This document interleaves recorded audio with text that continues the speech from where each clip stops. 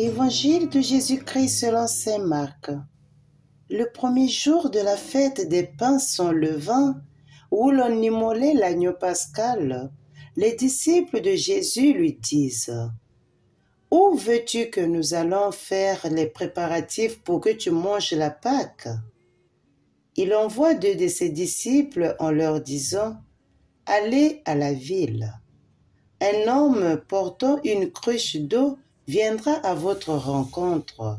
Suivez-le, et là où il entrera, dites au propriétaire: le maître te fait dire où est la salle où je pourrai manger la Pâque avec mes disciples. Il vous indiquera à l'étage une grande pièce aménagée et prête pour un repas.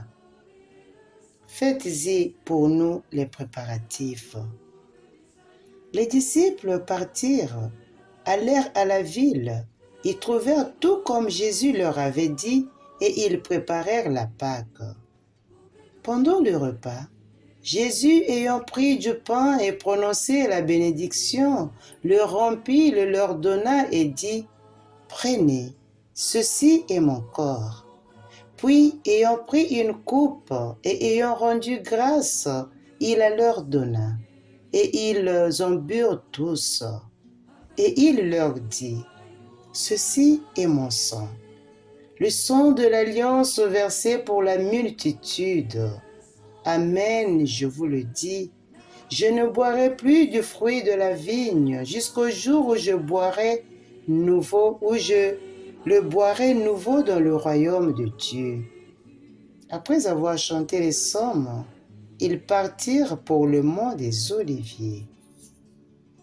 Acclamons la parole de Dieu. Louange à toi, Seigneur Jésus.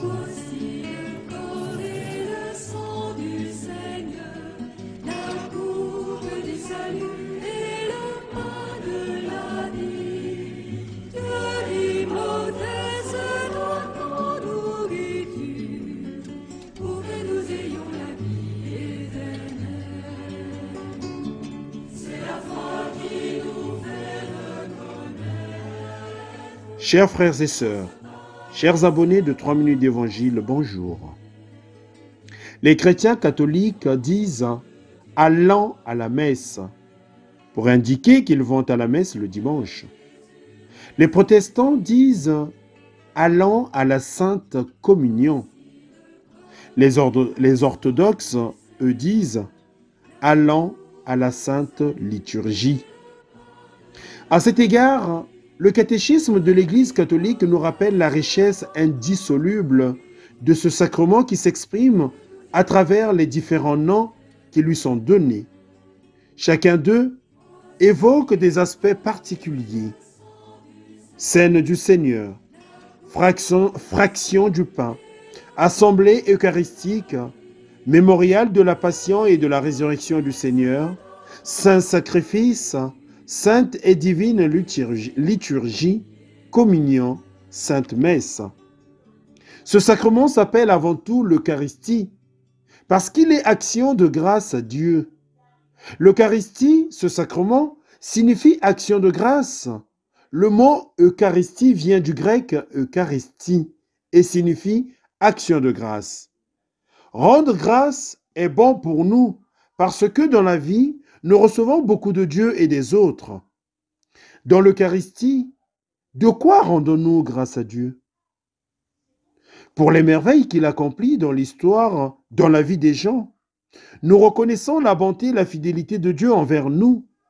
Célébrons sa miséricorde, nous lui offrons avec gratitude nos dons, fruits de notre labeur et de notre travail. Nous recevons avec gratitude le pain qui nous permet de rester en vie. Chaque fois que nous célébrons l'Eucharistie comme début de la prière eucharistique, il y a une préface.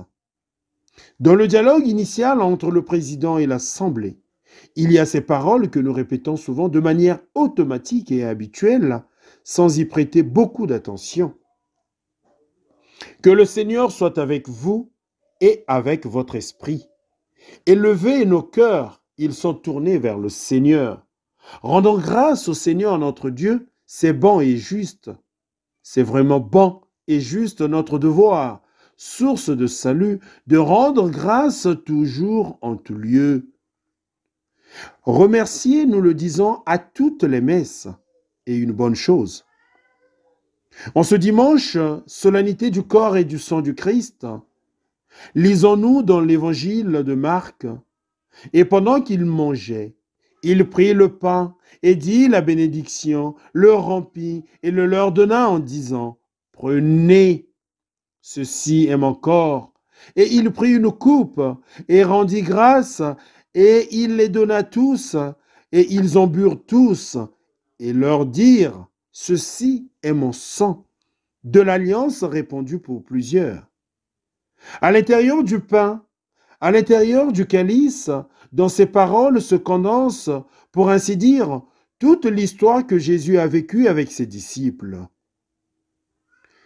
Si Jésus célébrait un repas pascal, alors les paroles qu'il prononçait restaient à l'intérieur du calice, à l'intérieur du pain. En particulier, si la coupe que Jésus consacrait était consacrée après le repas, comme le disait saint Luc dans son évangile, alors c'est cette coupe que chaque juif bénissait et bénit encore à la fin du repas rituel. Eh bien, chers frères et sœurs, bien-aimés dans le Christ, chers abonnés de 3 minutes d'évangile, ce vin entendait tout parce que les Juifs y parlaient l'histoire de leur délivrance de Dieu. Ces paroles n'étaient pas perdues, mais étaient mangées et bues avec du pain, sans levain et du vin. C'est pourquoi, lorsque les chrétiens célèbrent l'Eucharistie aujourd'hui, ils font exactement ce que Jésus leur a demandé de faire, d'être chrétiens et en premier lieu de ne pas perdre le souvenir de cette soirée. Rendre grâce signifie se rappeler comment Jésus a aimé les siens et comment il nous a aimés en eux jusqu'à la mort. Et pour le faire encore aujourd'hui, après une longue période, nous célébrons les mêmes gestes, nous prononçons les mêmes paroles. Ce pain et ce vin conservent alors la même force. Ainsi donc, en ce dimanche de solennité, l'Église continuera à se souvenir jusqu'à ce que le Seigneur lui-même revienne boire avec nous, enfin ce vin qu'il a promis de boire à nouveau. Rendons donc grâce au Seigneur de tout cœur parce qu'il nous a laissé cette Eucharistie. Prenons l'engagement de dire merci et de célébrer l'Eucharistie, don du Fils, par le Père, don à lui de notre néant. À tous et à toutes, bon dimanche, que le Seigneur soit avec vous.